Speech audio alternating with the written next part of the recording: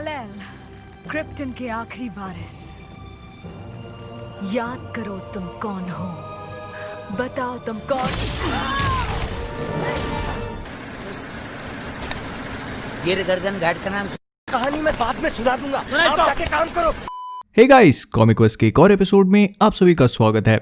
तो wonder woman 84 इस साल की दूसरी मूवी थी जो कल मैंने थिएटर्स में देखी।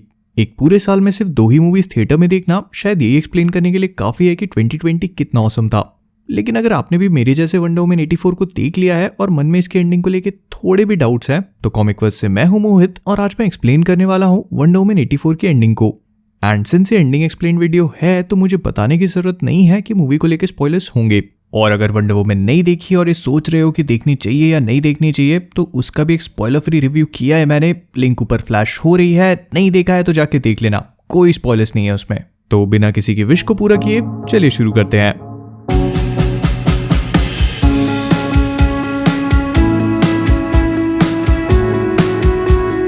तो वंडर वुमन 84 का पूरा प्लॉट सेंटर्ड है एक पत्थर के आसपास, जो स्टार्टिंग में तो हार्मलेस लगा, लेकिन बाद में पता चला कि वो एक्चुअली में एक ड्रीम स्टोन है जो किसी की भी विश को पूरी कर सकता है।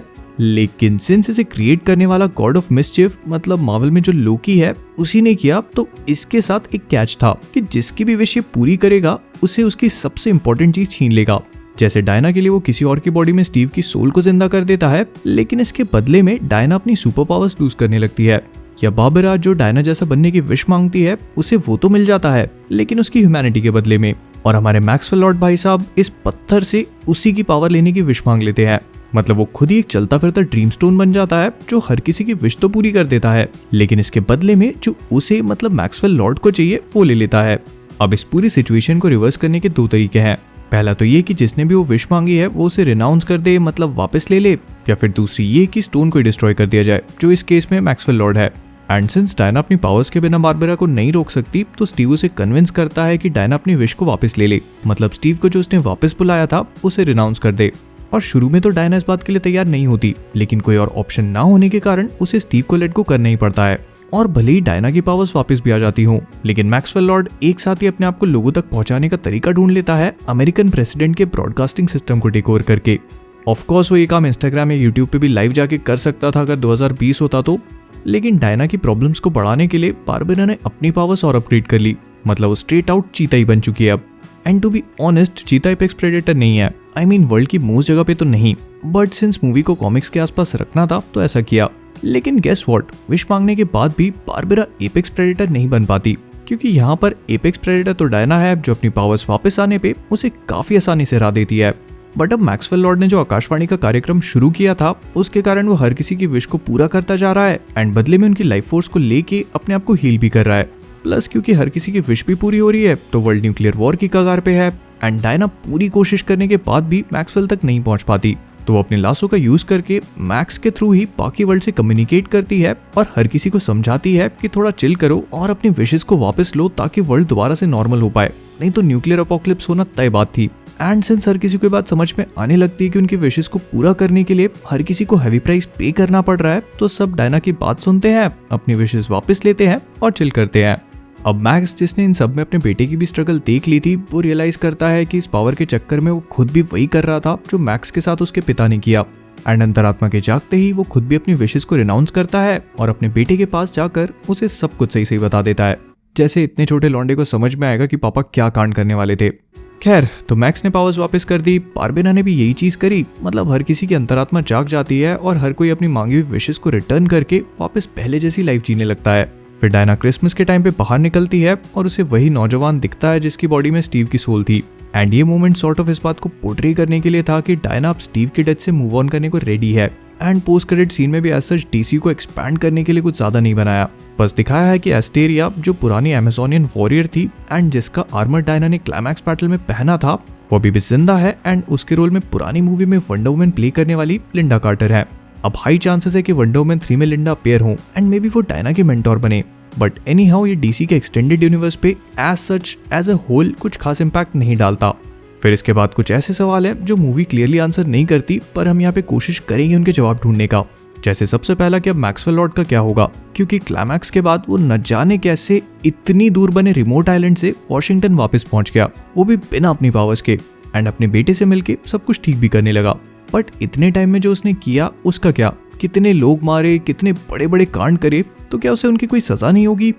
फिर नेक्स्ट डे जो भी केओस हुआ है, क्या लोग इसे भूल गए? हर किसी ने विशेष मांगी, किसी ने गाय पालने की तो किसी ने अपने दुश्मन को जान से मारने की। लेकिन जब सब लोगों ने इन्हें वापस लिया तो भले ही चीजें ठीक हो गई हों, लेकिन लोगों की मेमोरीज का क्या किसी को भी ये याद नहीं होगा कि कितना बड़ा कांड हुआ? तो आई थिंक कि यहाँ पे मैक्स, स्टैन और बारबरा के अलावा हर किसी को क्लियरली चीजें याद नहीं होंगी, क्योंकि इन तीनों ने तो अपनी विशेष स्टोन से मांगी थी, बट बाकी दुनिया की डीलिंग मैक्सवेल लॉर्ड से हुई। एंड कई सीन्स में जब लोगों ने अपने विशेष को रिनाउंस किया तो ऐसा लगा कि वो लोग सपने से जाग रहे हों। बट फिर ये भी है कि आप कुछ बड़े बड़े इवेंट्स को कैसे एक्सप्लेन करोगे, जैसे इजिप्ट में अचानक इतनी बड़ी वॉल का गिरना या सड़कों पर एक्सीडेंट्स होना। एंड इसके अलावा भी जो मीडिया ने कवर किया था उसकी फुटेजेस तो होंगी ही। तो आई थिंक यहाँ पे इन सब चीजों को मूवी में थोड़ा सा बेटर एक्सप्लेन करना चाहिए था। फिर नेक्स्ट सवाल ये है कि चीता का क्या होगा? अब आई नो कि उसने अपनी पावर्स वापस कर दी है, लेकिन क्या उसकी वही पुरानी क्लमजीनेस वापस आ गई होगी? एंड कॉमिक्स में चीता वंडर वुमन की कट्टर दुश्मन है, और अगर अगले कुछ पार्ट्स में उसे समहाउ अपनी पावर्स नहीं मिली तो डायना के पास एक वर्दी विलन होगी ही नहीं। एंड अगर वंडर वुमन 3 प्रेजेंट टाइम में सेट होगी, मतलब डीसीयू वाले प्रेजेंट टाइम में, तो फिर बारबरा का क्या रोल? तो आई थिंक यहाँ पर फ्लैश पॉइंट मूवी कुछ कमाल कर सकती है। हो सकता है कि लोग उसी मूवी का यूज करके बारबरा को अपनी पावर्स भी वापस दे दें और उसे डायना की करंट टाइमलाइन में भी लेकर आ जाए। फिर इसके बाद नेक्स्ट सवाल है कि उस पत्थर का क्या हुआ? क्या मैक्स के अपने विश को रिनाउंस करने पे वो ड्रीम स्टोन वापस रिस्टोर हो गया होगा? ऑल्दो आई थिंक ये इतना इंपॉर्टेंट क्वेश्चन नहीं है, क्योंकि चाहे जो भी हुआ हो, आई डोंट थिंक कि एक स्टोन का आउटकम किसी भी तरह से डीसीयू के फ्यूचर को इन्फ्लुएंस करेगा। तो विद दैट बीइंग सेड, हम लोग इस वीडियो को यहीं पे रैप अप करेंगे। अगर आपको ये वीडियो पसंद आया हो तो प्लीज इसे लाइक और शेयर करना मत भूलिएगा। फिर इसके बाद अगर आप सभी लोग कॉमिकवर्स पे नए हैं और वो नीचे वाला सब्सक्राइब बटन अभी भी रेड दिख रहा है, तो मेरी इस विश को पूरा करो और उसे ग्रे बना दो। फिर अगर आप लोग फेसबुक, इंस्टाग्राम, ट्विटर, मेरे दूसरे चैनल और डिस्कॉर्ड सर्वर पे हमें फॉलो नहीं कर रहे हो तो वो भी कर लो, क्योंकि मैं प्रोबेबली 1 या 2 दिन में इंस्टाग्राम पे लाइव जाऊंगा, जहां पर हम एक लाइव Q&A करेंगे। और ये कब होगा, इन सारी चीजों की डिटेल्स आपको इंस्टाग्राम पे मिल जाएंगी। तो अगर आपने फॉलो नहीं किया है तो लिंक नीचे डिस्क्रिप्शन में है, जाओ और कर लो। फिर इसके बाद अगर आप लोगों ने कॉमिकवर्स का क्लोथिंग ब्रांड चेकआउट नहीं किया है तो उसकी लिंक भी नीचे डिस्क्रिप्शन में है, thecomicverse.com पे जाओ, बहुत ऑसम टी शर्ट्स हैं, एक बार चेकआउट जरूर करना। और हाँ, डिस्काउंट के लिए मोहितवर्स कूपन कोड। फिर इसके बाद मुझे जाने से पहले कमेंट्स में ये चीज बताओ कि क्या आप लोगों ने वंडर वुमन देख ली है, अगर देख ली है तो आपको कैसी लगी, और डीसीयू के फ्यूचर को लेकर आपकी क्या थ्योरीज है। तो इन सब चीजों के बाद जाने से पहले कॉमिकवर्स से मैं हूं मोहित, और आप सभी लोग stay safe, stay inside, and as always keep being awesome.